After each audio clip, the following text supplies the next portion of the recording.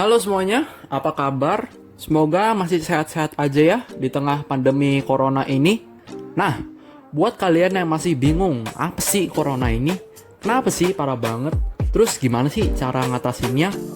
Nah, jadi intinya itu ya, kita harus mengikuti himbauan atau aturan pemerintah aja ya. Dengan cara apa sih? Dengan cara berdiam di rumah. Dan kalau ada dari teman-teman yang butuh keluar banget nih, misalnya kayak beli makanan atau kebutuhan pokok lainnya, diingat untuk pakai maskernya ya kalau keluar supaya tidak penular dengan orang yang kena corona. Soalnya gampang banget terinfeksi corona ini. Biasanya tuh dengan kita kontak langsung gitu ya, kayak jabat tangan, terus ada orang yang batuk gitu. Jadi di rumah sering-sering juga cuci tangan pakai sabun ya, selama kurang lebih 30 detikan lah. Terus kalau di luar juga bawa hand sanitizer-nya. Jadi sekian dulu pembahasan mengenai coronanya ya. Hari ini saya akan mendiskusikan sebuah topik kimia ya mengenai koloid. Saya sudah membuat 3 buah eksperimen dan membandingkannya antara larutan sejati, larutan koloid, dan suspensi. Nah, di sini ada gambar atau skema ya mengenai pembuatan eksperimen saya hari ini. Yang pertama itu ada larutan sejati. Nanti saya akan membuatnya menggunakan air dan gula. Yang kedua itu ada larutan koloid. Saya akan membuatnya menggunakan tepung maizena dan air. Dan yang terakhir ada larutan suspensi. Saya akan membuatnya menggunakan air dan pasir. Ketika selesai, nanti saya akan mempraktekkan efek tidal menggunakan senter ke dalam ketiga larutan tersebut. Oke, tanpa banyak bicara lagi, langsung saja kita ke eksperimennya. Oke, jadi untuk eksperimen yang pertama, kita akan membuat larutan.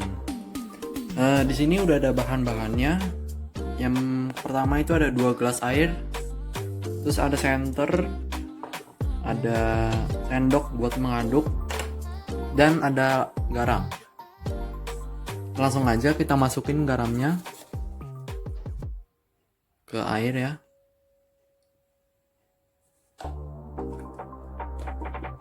Nah, terus kita aduk.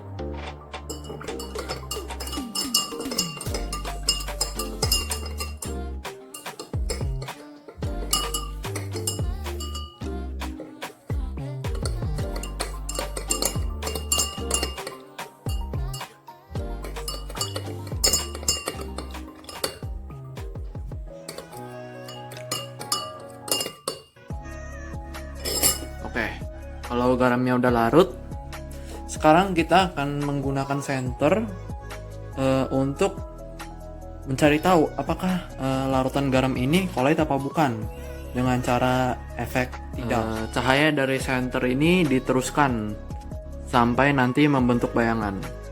Kalau di larutan garamnya, cahayanya juga masih diteruskan sampai membentuk bayangan. Oke, sekarang untuk eksperimen yang kedua, saya akan membuat campuran koloid gitu ya. Ini airnya tadi sudah diganti dengan air keran. Ini juga masih air, dan ini ada tepung maizena. Langsung dimasukin aja tepung maizenanya ke dalam air.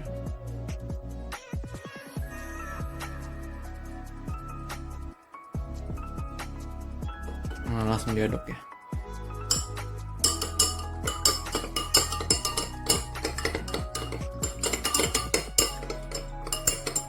Oke. Sekarang kita akan menggunakan senter lagi. Kalau di air tadi masih membentuk bayangan ya di belakangnya. Nah, tapi kalau di koloid ini sinar dari lampu itu dipancarkan ya ke segala arah. Terus tidak membentuk bayangan di belakangnya. Jadi untuk eksperimen yang terakhir, kita akan membuat larutan suspensi ya. Bahannya masih sama, pakai 2 gelas air dan di sini ada pasir. Oke, jadi langsung aja kita masukin pasirnya.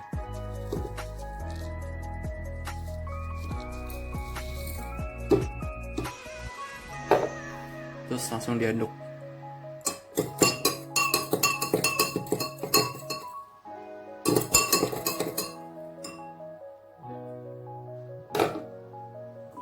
Oke. Kalau ke air tadi masih bisa membentuk bayangan dari senter ya. Nah, kalau untuk larutan suspensinya, sinar dari senter masih bisa menembus zat-zat yang masih ngapung di larutan ini. Oke. Jadi kesimpulan dari eksperimen ini adalah sekarang kita bisa mengetahui bahwa larutan air sama garam itu sifatnya hanya larutan, bukan koloid. Karena cahaya senter masih bisa diteruskan dan membentuk bayangan. Kalau air tambah tepung, ini sifatnya koloid. Tuh. Sinar dari senter dibiaskan ke semua arah sehingga tidak dapat terbentuk bayangan. Kalau air dan pasir ini merupakan larutan suspensi.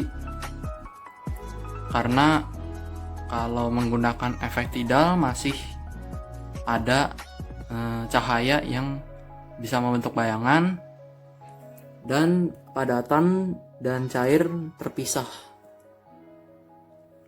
Sekian dari saya. Nah, jadi sekarang sudah mengerti kan kenapa air ditambah tepung itu merupakan koloid.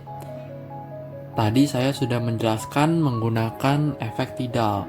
Nah, nggak cuma itu, ternyata koloid ini juga banyak bisa ditemukan ya di dalam kehidupan kita sehari-hari.